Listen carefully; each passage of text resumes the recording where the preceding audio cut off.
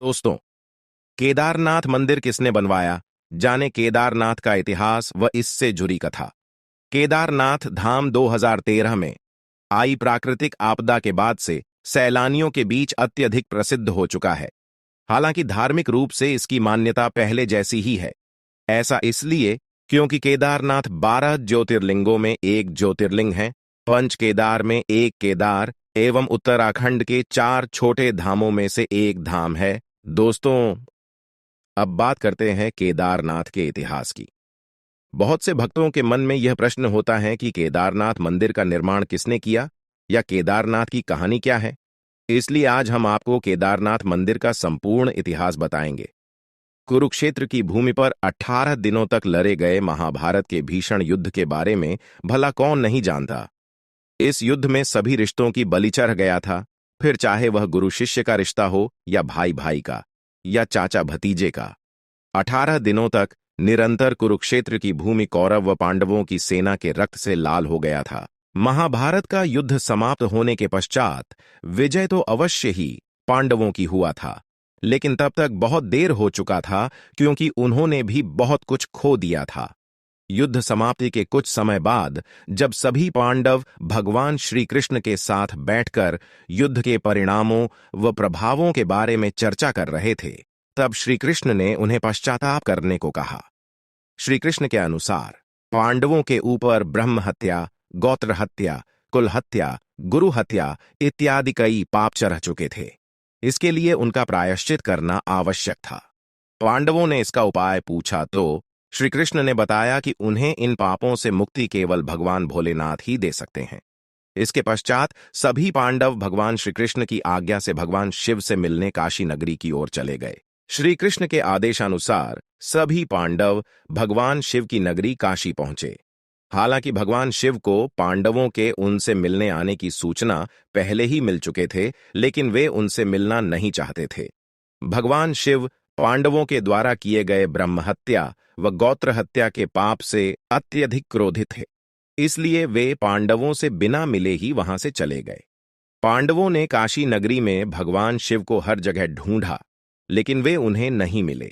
इसके बाद सभी पांडव हिमालय के पहाड़ों पर बसे उत्तराखंड के गर्हवाल क्षेत्र में चले गए। भगवान शिव भी पांडवों से छुपकर यहीं आए थे। जब भगवान शिव ने पांडवों को अपने पीछे पीछे गर्हवाल क्षेत्र की ओर बढ़ते हुए देखा तो उन्होंने इसका एक उपाय निकाला। वहां पहाड़ों के बीच कई पशु घास के मैदान में घास चर रहे थे।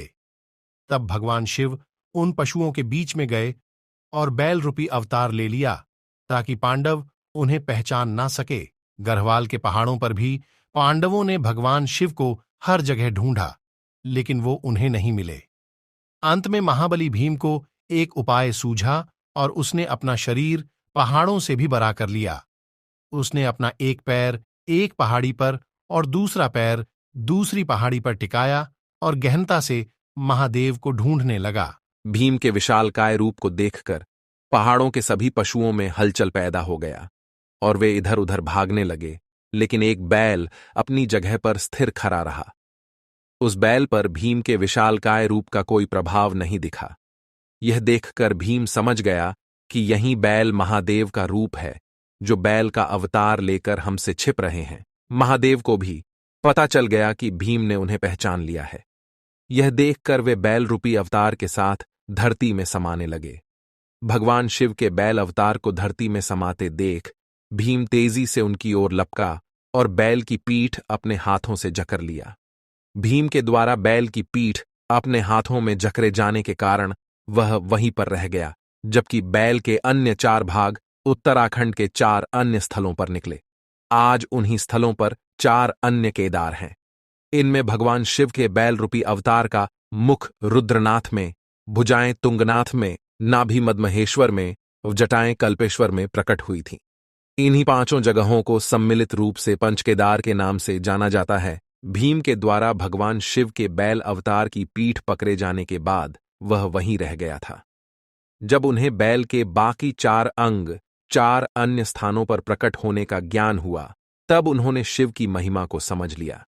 इसके बाद पांडवों के द्वारा ही इन 5 जगहों पर शिवलिंग की स्थापना कर शिव मंदिरों का निर्माण करवाया गया। इससे भगवान शिव सभी पांडवों से अत्यधिक प्रसन्न हुए और उन्हें सभी पापों से मुक्त कर दिया।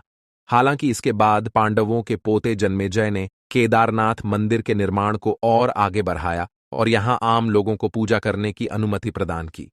इसलिए केदारनाथ मंदिर के निर्माण में जन्मेजय का भी योगदान था। समय के साथ साथ पांडवों के द्वारा बनाया गया ये मंदिर जर्जर हो गया व कई जगह से क्षतिग्रस्त हो गया। फिर जब भारत की भूमि पर आदि शंकराचार्य ने जन्म लिया, तब उनके द्वारा संपूर्ण भारत भूमि की पैदल यात्रा की गई व चारों दिशाओं में 4 धाम की स्थापना किया गया। तब आदि शंकराचार्य ने ही इस केदारनाथ मंदिर का पुनः निर्माण करवाया था, जिसे आज हम देखते हैं। इसके बाद अपने जीवन के अंतिम समय में आदि शंकराचार्य ने इसी केदारनाथ मंदिर के पास ध्यान लगाया था व समाधि ले लिया था। उनकी समाधि आज भी केदारनाथ मंदिर के पास में ही स्थित है। फिर 10वीं से 13वीं शताब्दी के बीच कई भारतीय राजाओं ने मंदिर का जीर्णोद्धार करवाया था। हालांकि 2012 में आई भीषण प्राकृतिक आपदा के बाद केदारनाथ मंदिर के आसपास के ढांचे को बहुत क्षति पहुंचा था। इस प्राकृतिक आपदा में आदि शंकराचार्य की समाधि भी बह गया था।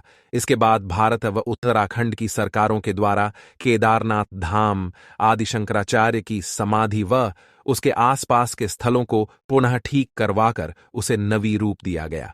दोस्तों, ये कहानी सुनकर अच्छा लगा हो तो लाइक और कमेंट अवश्य करें और साथों सब्सक्राइब भी कर लेना और बेल आइकन को ऑल पर सेट कर लेना। इस चैनल पर जो अच्छी वीडियो डाले उसका नोटिफिकेशन आपको सबसे पहले मिले। धन्यवाद।